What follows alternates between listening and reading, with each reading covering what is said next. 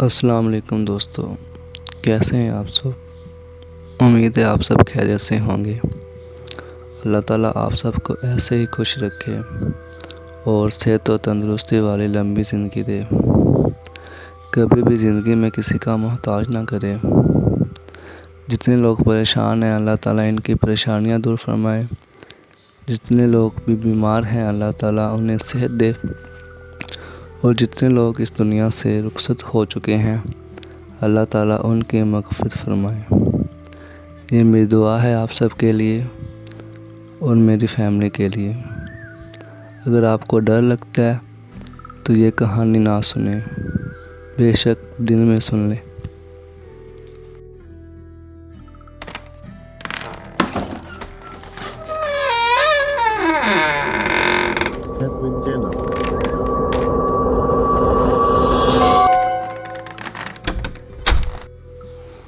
آج کی سٹوری ہمیں حارث نے بھیجی ہے، تو چلے ہم ان کی سٹوری انہی کی زبانی سنتے ہیں۔ السلام علیکم حیدر بھائی، میرا نام حارث ہے اور میں اسلام آباد میں رہتا ہوں۔ یہ واقعہ میرے میٹرک کے دنوں کا ہے۔ اس واقعے کو قریباً 9 سال ہو چکے ہیں۔ حیدر بھائی، مجھے بچپن ہی سے پہاڑوں پہ گھومنے کا بہت شوق تھا۔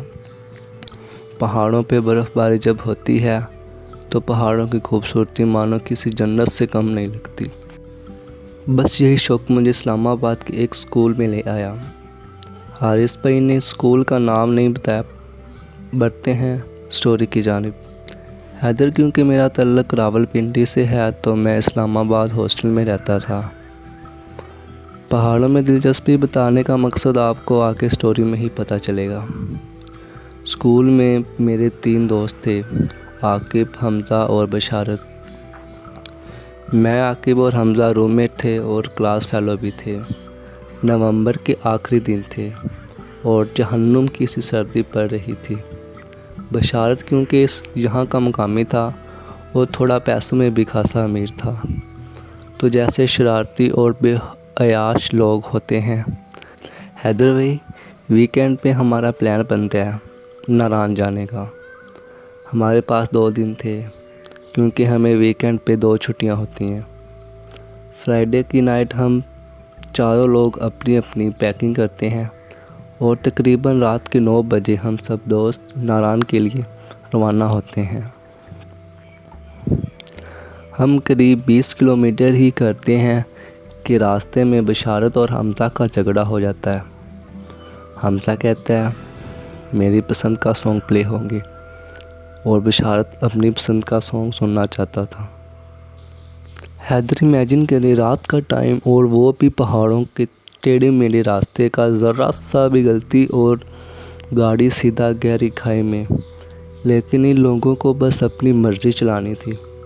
اب وہ دونوں اس بحث میں ہیں کہ اچانک گاڑی بشارت کے کنٹرول سے باہر ہو گئی اور اچانک سے بشارت نے بریک لگائی اور گاڑی سڑک کی کنارے میں پاس ہی ایک درخت پہ لگی۔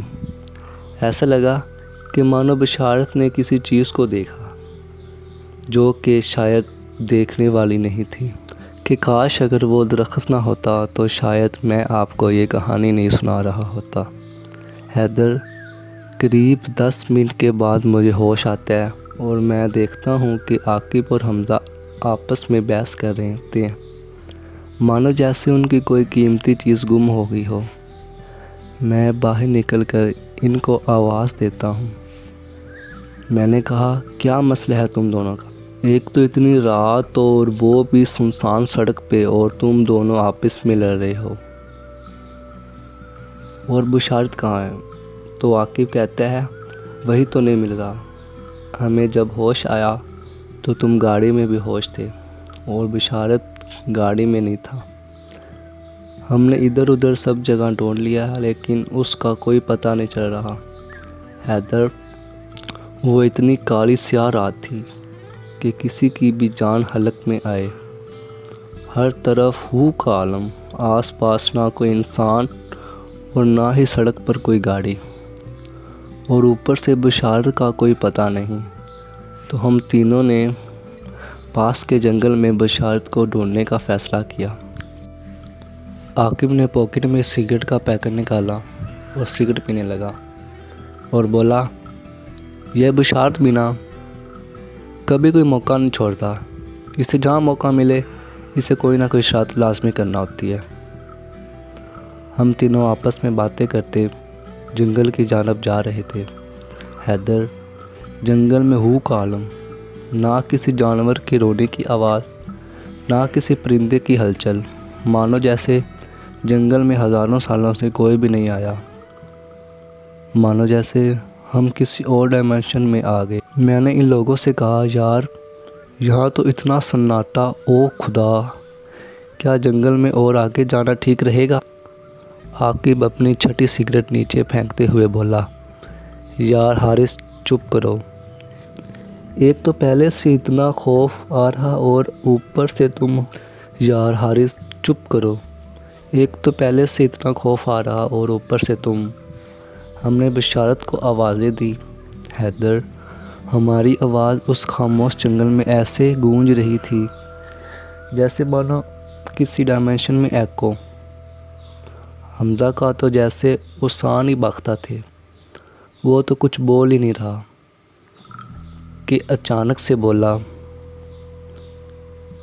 یار واپس چلتے ہیں، بشارت وہی گاڑی کے پاس ہوگا، ہم خواہ جنگل میں بھٹک رہے ہیں کہ اچانک سے ہمیں درد بھری چیخ سنائی دیتی ہے۔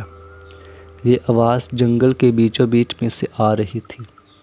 عاقب سگریٹ کو دانتوں میں دباتے ہوئے بولا، یہ تو بشارت کی آواز ہے، اور یہ اتنی درد میں کیوں چیخ رہا ہے؟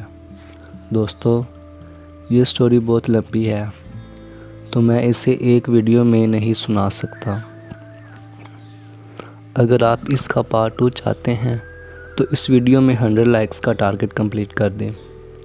اپنی دعاؤں میں مجھے ہمیشہ یاد رکھیے گا۔ اگر آپ کو سٹوری اور سٹوری سنانے والا دونوں ہی اچھے لگے ہوں تو سبسکرائب کر دیجئے اس چینل کو۔ ملتے ہیں اپنی اگلی کسی ویڈیو میں، تب تک کے لیے اللہ حافظ۔